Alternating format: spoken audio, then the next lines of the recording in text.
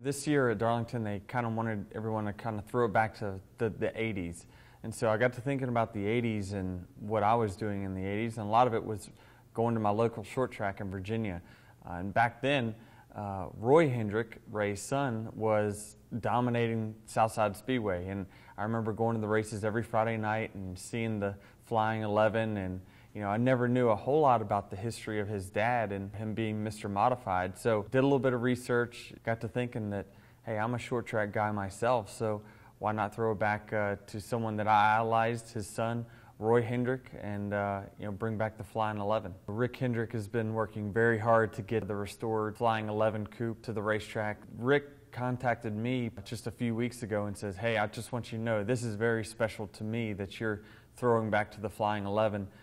People may not know, but Rick's dad was actually a pit crew member on that team, so he's always had a special connection with the Flying 11.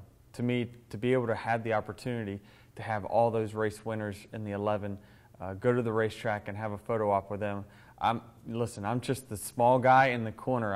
I won't be front and center in that photo op because there's so many historic great drivers and champions that have driven the 11 before me. I'm very excited about the paint scheme. It's cool to be part of the design process, and they ask for your input. I mean, it looks just like the car I grew up watching throughout the 80s and 90s. It's a racetrack that we've had, like you say, a lot of success at over the last few years and throughout my career. It's where I got my very first start with JGR in the early 2000s, and so this is a special weekend. We'll give it a good run and would love to see it in Victory Lane. That's really where it needs to be.